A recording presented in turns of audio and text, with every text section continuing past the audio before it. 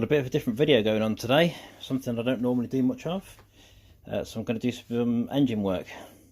Nothing actually mechanical wise, really. It's not really my forte, to be fair, until I've learned a bit more about this. But I'm going to be doing wiring today. So I'm taking out all the original wiring loom because I'm going for a standalone ECU system. Bigger turbo, bigger injectors later on. Various other things, rerouting various bits and bobs. So I'll show you roughly what I'm going to be doing.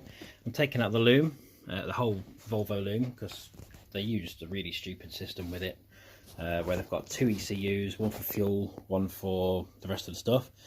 Doesn't really work, to be honest. Doesn't really work at all.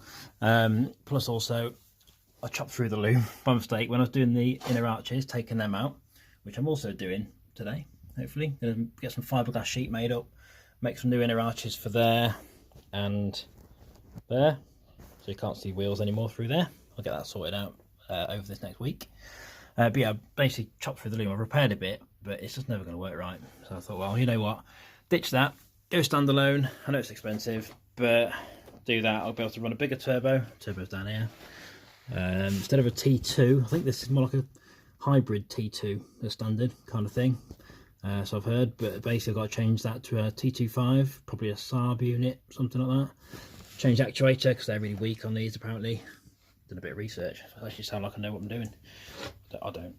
And then, yeah, so I'm going to be changing, literally taking all this cabling out, apart from the stuff I need to leave in. Tied it all up, reroute the intercooler pipework, because that at the moment, I don't know if you can see it down the bottom there, the intercooler pipework, get a finger in, where is it? There it is. There, goes around the back. Can't actually steer at the minute with the wheel. Clips on there because obviously they're wide wheels, 10.5J each. So I'll reroute all that, take it all out. Now there's no battery in the front, I can do that. I can change it all about, so it's going to be much easier. So yeah, now I'm doing that, that's been great.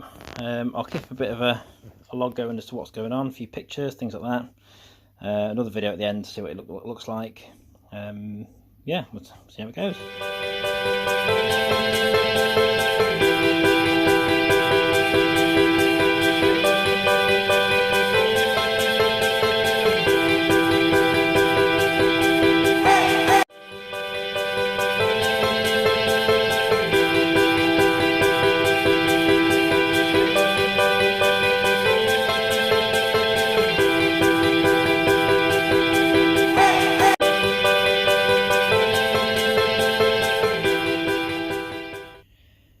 Right, so I've done a fair bit, finished for the day. I'm not going to be here for a few days, so I'm going to do a few other things. I'm going to do this, actually. I'm going to put some filler on the section that covers the stereo, fit the stereo in it. I don't know if you can see in there the flap and everything else. That's all going to be done while I'm in the next couple of days at home, while I'm not with the car. But yeah, for now, what I've done is I've ditched all the cabling. So all the loom has gone, literally, well, not gone, I've kept it for bits and stuff just in case I need it, or if anybody wants to buy it later or whatever. But it's down there with all the pipe work at the moment. So yeah, literally I've taken all the intercooler piping off. That was a bit of a mission, to be honest, because it was everywhere and I can't really move the car at the moment, so it's been hard work. So literally the pipe work before came down here, down the bottom there, out there, and into the, so around that section, obviously where we couldn't turn the wheel, into the intercooler. And then the other one, which was going to create lag galore, went from the other end of there, the other end of the intercooler, right round underneath a big tube, and then over there into the turbo. So that's changing, basically. Much better system. So luckily now I've got no actual headlights in there. It's literally just going to be a plain piece of plain lens, basically. There's no back on it. It's literally just nice, created loads of room. I can now put the intercooler pipe in straight from the intercooler, just there where my finger is there, just down that side, up there through the hole and straight over to the turbo this side instead, so that the other way around. So it's a nice short run. And then there'll be another one which will be from the other side, is now going to go along there underneath the engine, this side, over there, and go through a gap. There's just enough room, I think. Even with the new turbo in, there should be enough room, I hope.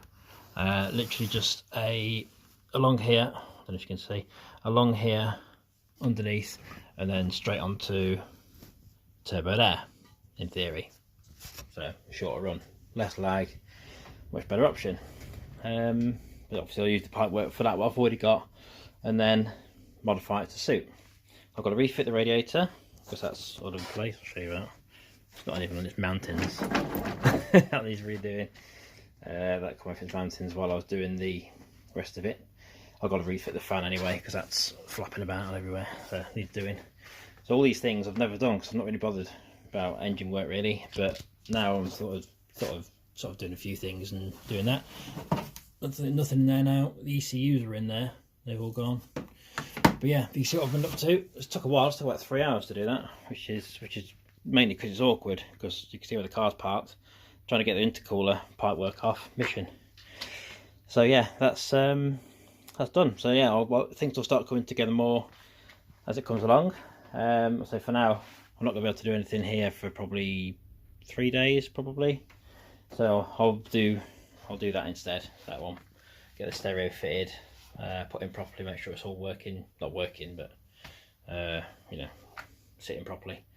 Yeah, we'll crack on with that.